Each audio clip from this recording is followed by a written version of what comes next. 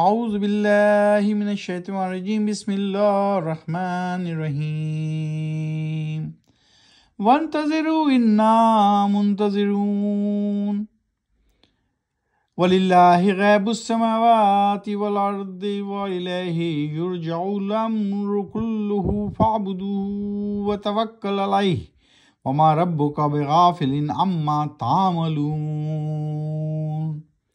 ابھی آپ کے سامنے سورہ ہود کی آخری دو آیات 122 اور 123 ہم نے پڑھی۔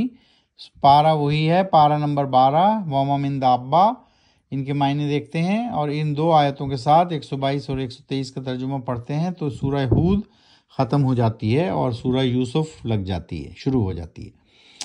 اور انتظار کرو تم، یقیناً ہم بھی منتظر ہیں انجام کے تمہارے۔ اللہ سبحانہ وتعالیٰ نے بتا دیا کہ تم کرتے رہو جو کام تمہیں کرنا ہے، جو اعمال تم کر رہے ہو اس کا حساب کتاب سب آخرت کے دن ہوگا۔ ہم بھی منتظر ہیں اور تم بھی انتظار کرو۔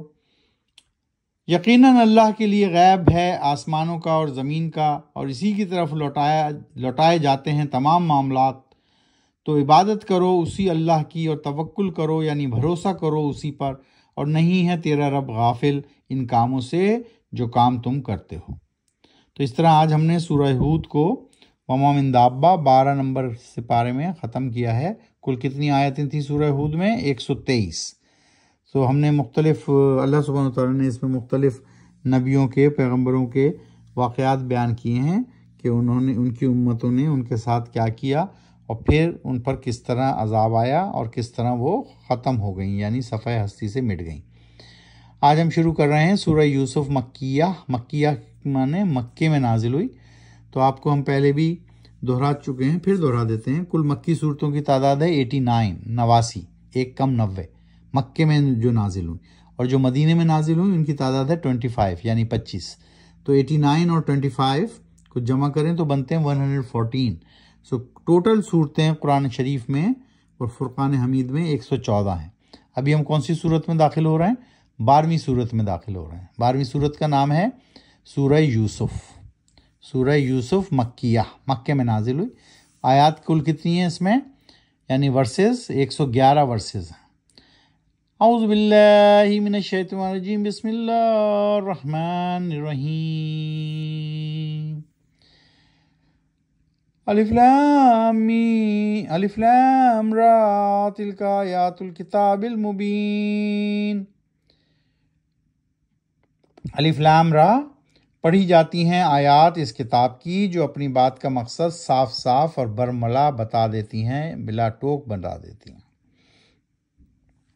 ان انزلناہ قرآنا عربیا لعلکم تعقلون، یقیناً ہم نے نازل کیا ہے اس کتاب کو قرآن بنا کر عربی زبان میں تاکہ تم سمجھ سکو اس کو اچھی طرح۔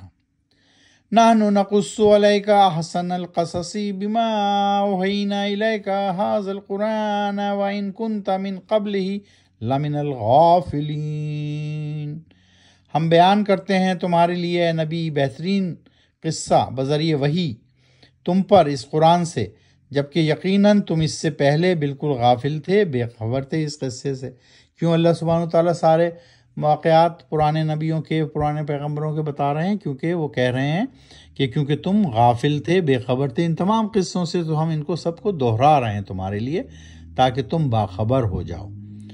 آیت نمبر 4، اذ قال یوسف لأبیہ یا ابت انی رأیت احد عشر کوکبا والشمس والقمر رأیتہم لی ساجدین۔ بات ہے یہ اس وقت کی جب کہا یوسف نے اپنے باپ سے، ابا جان میں نے دیکھا ہے خواب میں 11 ستاروں کو اور سورج کو اور چاند کو، دیکھتا ہوں میں ان کو کہ وہ مجھے سجدہ کر رہے ہیں۔ تو یہ خواب دیکھا اور یہ انہوں نے یوسف علیہ السلام نے بیان فرمایا اپنے والد کو۔ تو اس طرح سے ابھی ہم اس میں اگلی نشست میں دیکھتے ہیں کہ شان نزول کیا ہے، سورہ یوسف میں کیا بیان فرما رہے ہیں اللہ سبحانہ وتعالیٰ۔ تو اس طرح قرآن شریف کو سمجھ کر پڑھیے، آہستہ آہستہ پڑھیے اور اپنے لواحقین کو بھی پڑھنے کی تلقین کیجیے نمازوں کو قائم کیجیے اور اپنی زندگی کو قرآن و سنت کی روشنی میں ترتیب دیجیے اور گزارنے کی کوشش کیجیے۔ تو آج ہم ایک دعا پڑھتے ہیں۔ ہم قرآن شریف جب پڑھیں تو روزانہ دعا بھی مانگ لینی چاہیے پڑھنے کے بعد۔ تو دعا کا اردو ترجمہ میں پڑھ رہا ہوں۔ اے اللہ، اس تلاوت کلام پاک کو بنا دے ساتھی میرا قبر کی وحشت کا۔ اے اللہ، فرما دے مجھ پر رحم قرآن عظیم کی برکت سے، اور بنا دے میرے لیے اس قرآن عظیم کو رہنما اور نور یعنی روشنی اور ہدایت اور رحمت۔ اے اللہ، دلا دے یاد مجھ کو اس قرآن سے جو میں بھول گیا ہوں، میں تیری ہدایت اور رہنمائی اور احکامات کو، اور سکھا دے اس قرآن سے جو میں اپنی جہالت اور نادانی کی وجہ سے چھوڑ بیٹھا ہوں۔ میں بندگی تیری، اور دے رزق مجھ کو کہ کھپاؤں اپنی زندگی کو قائم کرنے میں اللہ کی حاکمیت، کہ کروں میں تلاوت یعنی پڑھوں میں اس قرآن عظیم کو رات کے اوقات میں اور دن کے اوقات میں، اور بنا دے تو اس قرآن کو میرے حق میں حجت یا رب العالمین یعنی باعث رحم، باعث